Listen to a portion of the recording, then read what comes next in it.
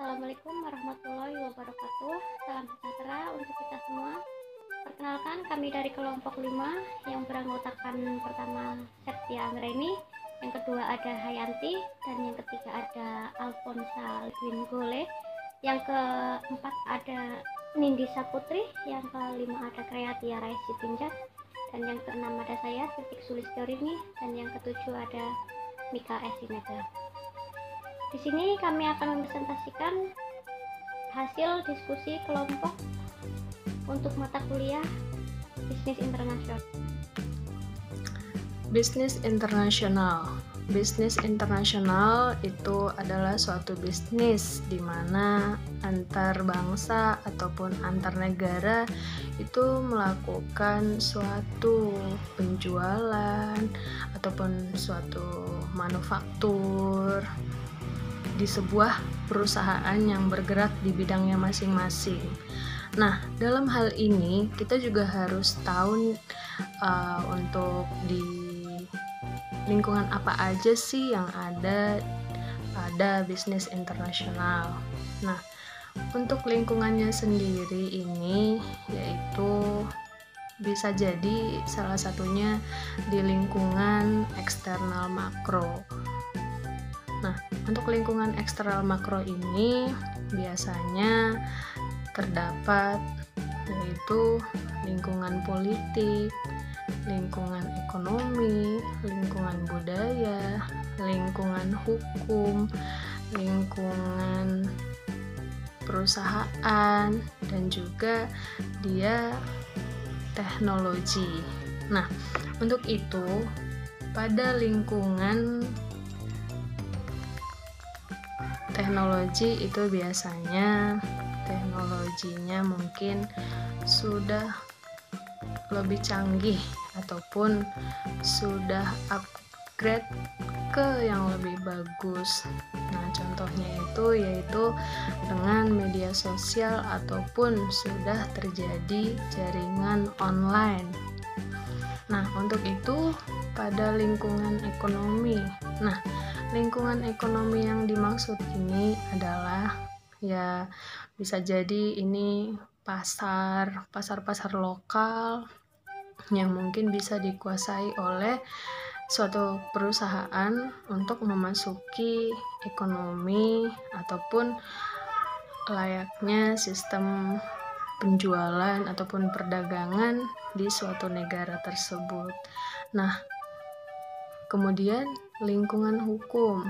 Nah, kita tidak tahu apa suatu negara dasar-dasar lingkungan hukum yang harus dipatuhi oleh perusahaan. Nah, untuk itu kita nggak boleh membuat sesuka hati kita.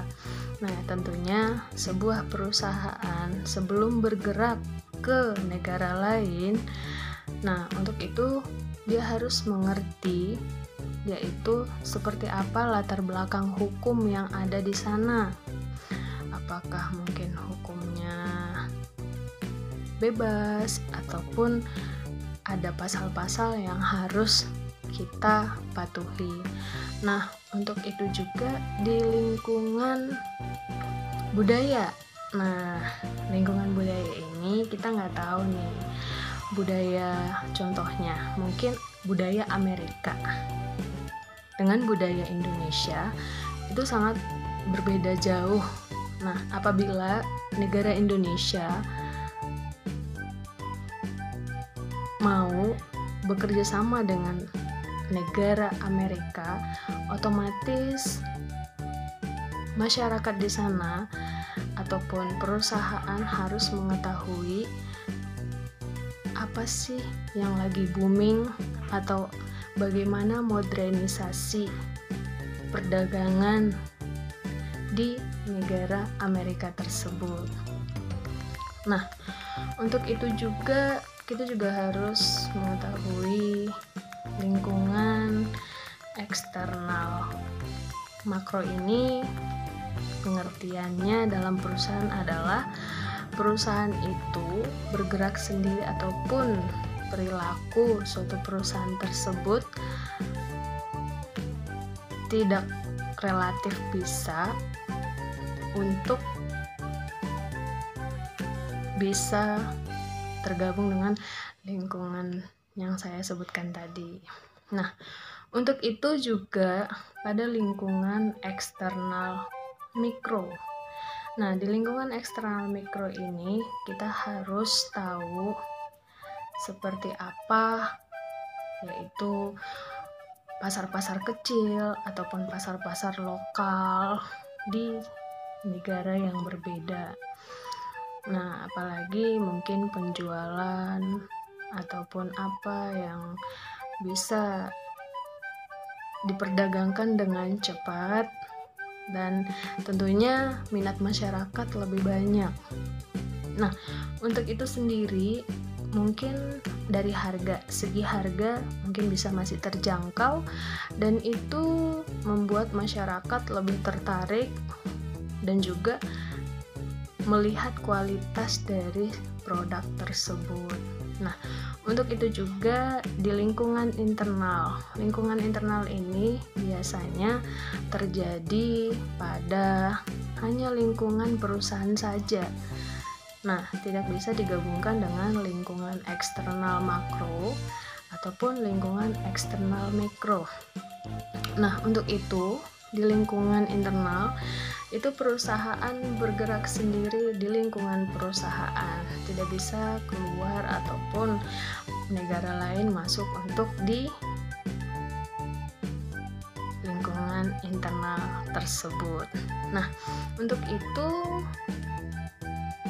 sangat bagus ya, kita harus sebelum memulai bisnis internasional, kita harus mengetahui ada 3 hal yang penting kita ingat ataupun yang harus dilaksanakan, yaitu 1. Lingkungan eksternal makro, 2. Lingkungan eksternal mikro, dan ketiga adalah lingkungan internal. Terima kasih atas perhatiannya, atas presentasi yang telah kami sampaikan di Bank Internasional